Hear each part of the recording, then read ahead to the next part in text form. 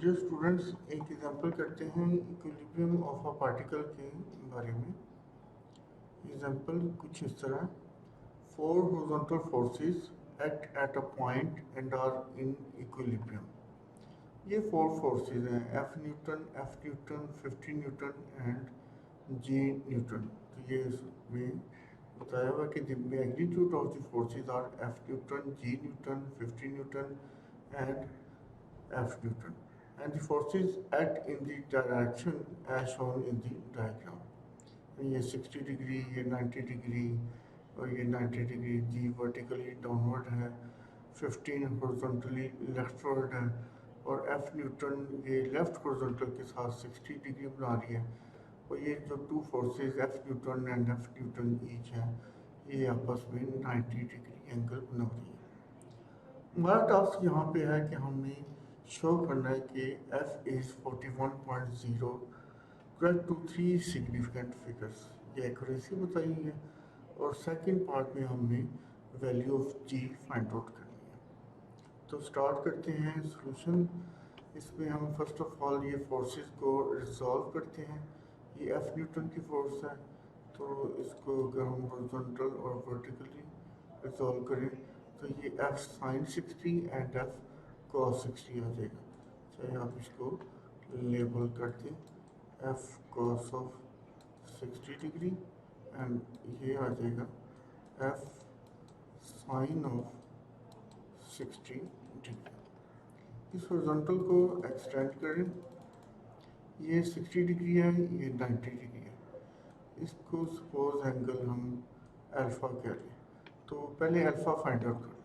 ये हॉरिजॉन्टल एक straight line है, तो इसमें alpha plus 60 degree plus 90 degree equal to 180 हो जाएगा because of straight line. Straight line पे सम ऑफ एंगल्स 180 डिग्री होता है। तो इसको सॉल्व किया तो अल्फ़ा इक्वल टू 30 डिग्री, तो दैट मीन्स ये हमारे पास 30 डिग्री आ जाए।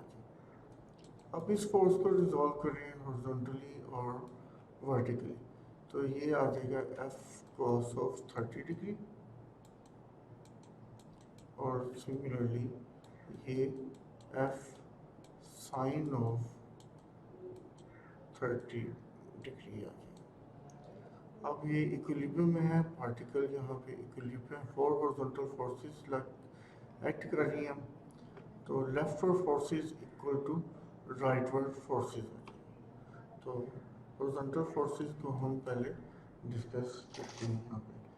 तो राइट फोर्सेस हमारे पास एक ही फोर्स है, वो है f cos ऑफ 30 डिग्री, ये इक्वल हो जाएगा f cos ऑफ 60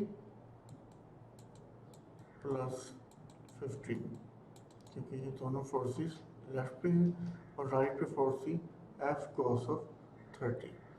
तो क्योंकि हमें f फाइंड आउट करना है, तो f की टर्म्स को हम एक साइड पे कलेक्ट कर लेते हैं, लेफ्ट साइड पे ले आते हैं और 15 को हम राइट पे ही रहने देते हैं।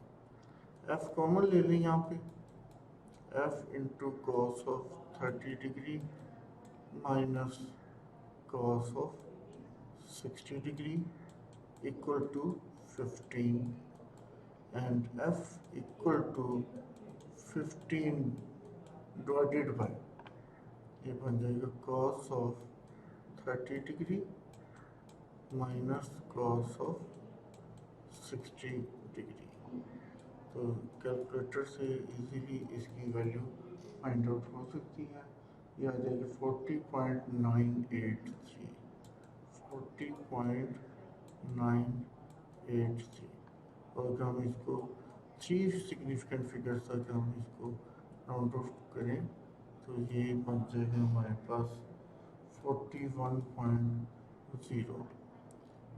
लिखते चाहिए इस पे यहाँ पे कि ये करेक्ट टू 3 सिग्निफिकेंट फिगर्स है।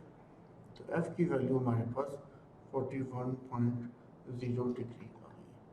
अब सेकंड टास्क है हमारे पास, सेकंड वैल्यू टास्क ये है कि हमने value of g find out करनी है। तो फोर्सेस को हम वर्टिकली रिजॉल्व करते हैं।